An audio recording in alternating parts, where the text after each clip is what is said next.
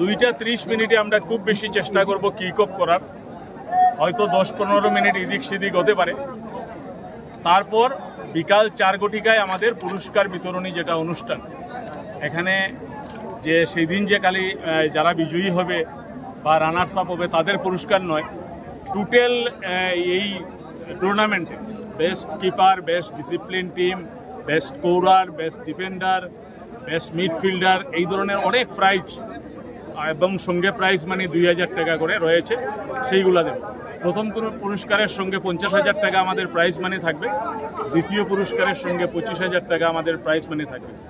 আমরা আর একটা জিনিস চিন্তাধারার মধ্যে নিয়েছি যে 32টা দল অংশগ্রহণ করেছিল, সেই 32টা দলের টিম ম্যানেজারকে আমরা আমন্ত্রণ জানাবো এখানে আসার জন্য। তাদেরও একটা জায়গা আমরা মাঠের মধ্যে আমরা ব্যবস্থা করব যে 32টা টিম ম্যানেজার যাতে একসঙ্গে বসে খেলা দেখতে পারে। গতবারও আমরা সেই ব্যবস্থা করেছিলাম, তো এই বছরও আমরা এই টিম ম্যানেজারদেরকে বিশেষভাবে বসার আমরা সুযোগ দেব।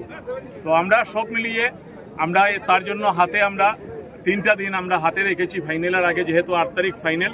আমরা আগামী 3 দিন এই মাঠে অনেক কাজ হবে, মাঠকেও একটু ডেভেলপমেন্ট, যদি বৃষ্টি না হয় আমরা মাঠকে আর একটু ডেভেলপমেন্ট করব, মাঠের চারপাশকে আরও আমরা একটু সুন্দর করার চেষ্টা করব। গ্যালারিতে বসার যে গ্যালারিগুলোকে পরিষ্কার সহ অন্যান্য যদি কিছু থাকে আমরা করে, যাতে দর্শক সুন্দরভাবে খেলা। আমি দর্শকের কাছে কৃতজ্ঞ, মানে 99.9% দর্শক এইবার ফুটবলকে সাপোর্ট করেছে। আমরা তাদের কাছ থেকে খুব যথেষ্ট সহযোগিতা পেয়েছি, যে এখানে কোনো মনোমালিন্য ছাড়া 30টা ম্যাচ সম্পন্ন হয়েছে, কোনো ধরনের তর্কাতর্কি ছাড়া, কোনো ধরনের বিবাদ ছাড়া 30টা ম্যাচ সম্পন্ন হয়েছে। তার জন্য আমি এখানে অংশগ্রহণকারী 32টা ক্লাবের কাছে আমি কৃতজ্ঞ।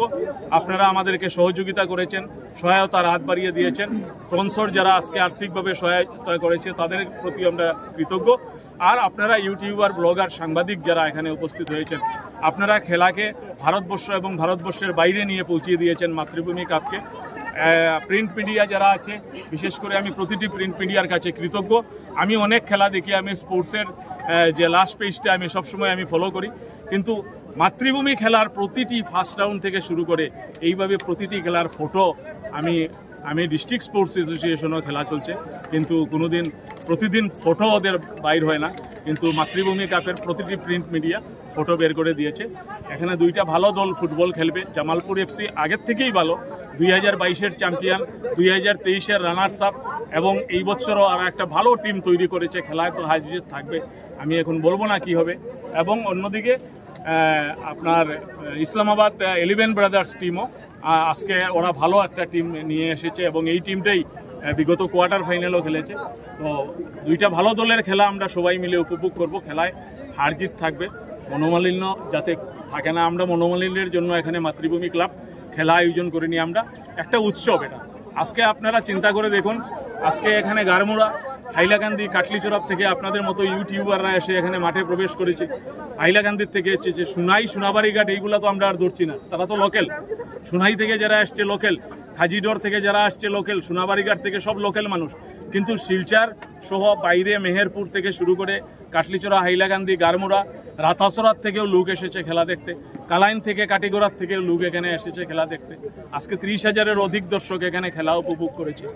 এবং আমাদের যেটা আইডিয়া, যেহেতু এখানে জামালপুরের খেলা হলে, মানে সেটা আজকের কথা নয়, আমরা 2022 থেকে লক্ষ্য করছি জামালপুর এফসির খেলা হলে দর্শক সংখ্যাটা বেশি হয়। ফাইনাল খেলার দিন 50,000-এর বেশি দর্শক এই মাঠে হবে বলে আমরা আশা রাখছি। আমাদের যিনি সাংসদ শ্রদ্ধেয় পরিমল শুক্লবৈদ্য মহাশয়, উনি সেই দিন বলে গিয়েছেন যে 1 লক্ষ দর্শক হবে। আমি আরও 50 কমিয়ে বলছি, জানি না ওনার কথা টিকবে না আমার কথা টিকবে, কিন্তু আমি বলছি 50, উনি 1 লক্ষ বলে গিয়েছেন। যাই হোক, সব মিলিয়ে যাতে খেলাটা সুন্দর হয়, আপনাদের সবার সহযোগিতা চাইছি। উভয় টিমের সাপোর্টার যারা আছেন সবের সহযোগিতা চাইছি। ধন্যবাদ। পার্শ্ববর্তী রাজ্য ত্রিপুরা থেকে তাদের প্রতিও আমরা কৃতজ্ঞ, যারা গুয়াহাটির থেকে, ত্রিপুরার থেকে, বাইরের রাজ্যগুলির থেকে এসে এখানে। আমরা তো যারা এখানে অর্গানাইজার ক্লাব মাতৃভূমি, যে আমরা জিনিসটাকে এত বড় নিয়ে আমরা শুরু করিনি। আমরা একটা খেলা শুরু করি যাতে টিমরা আসে খেলতে পারে, কিন্তু যখন আমরা শুরু করার পর থেকে ধীরে ধীরে প্রত্যেক বছর এটা এমনভাবে বিরাট একটা আকৃতি রূপ নেয় এই খেলাটা। আর আমরা মানে পরিচালনা করতে গিয়ে আমাদের যারা সদস্য, ওরাও এই কয়টা দিন থেকে, 1.5 মাস থেকে ওরা দিন রাত কঠোর পরিশ্রম করে যাচ্ছে। আমার ক্লাবের সদস্যরা পুরুষ বলুন আর মহিলা বলুন প্রত্যেকে মানে ঐক্যবদ্ধভাবে এই খেলাটাকে সুন্দর করার জন্য একটা পরিশ্রম করছে। তা অক্লান্ত পরিশ্রম করে এখানে খেলা উপভোগ করার জন্য আসছে। কিন্তু দুর্ভাগ্যের ব্যাপার আমাদের এখানে যে বসার জায়গা আমরা ঠিক সেই নমুনার দিতে পারছি না। আর গেস্ট ক্যাম্পাসের মধ্যে আমরা কতজন গেস্টকে ঢুকাবো? স্থানীয়রা আছেন, বিভিন্ন ক্লাবের কর্মকর্তারা আছেন, আমার পরিচিত কিছু ক্লাব এখানে সংগঠন আছে, তারাও আছে। সবাই মিলে যদি আমরা ডায়াস ক্যাম্পাসে, তো আমাদের এরকম জায়গা নেই, আমরা জায়গা দিতে পারবো না। তবে 2025-এ আমরা একটা চিন্তাধারা যে এখানে আরও 3টা গ্যালারি আমরা কমপ্লিট করতে পারবো। যেহেতু অর্থ রিলিজ হয়েছে, ফাউন্ডেশনও হয়েছে, আমাদের পশ্চিম প্রান্তে 2টা গ্যালারি হবে এবং এই আমাদের ক্লাব হাউসের পার্শ্ববর্তী আরেকটা জায়গায় আরেকটা গ্যালারি হবে। তো আরও 3টা গ্যালারি হলে দর্শক তো হবে, এই বছর যে দর্শক হয়েছে আগামী বছর হবে, কিন্তু বসার একটা ব্যবস্থা আমরা করে দিতে পারবো। মাঠ নিয়ে আমি আমাদের মাননীয় সাংসদের সঙ্গে সেই দিন কথা বলেছি, উনি যেদিন এসেছেন, আবার ফাইনালের দিন আপনাদের সবাইকে নিয়ে আমি ওনাকে বলবো যে মাঠটা আমাদের একটু ডেভেলপমেন্ট করতে হবে, যাতে বৃষ্টি দিলে আমরা যাতে মাঠে কাদা না হয়।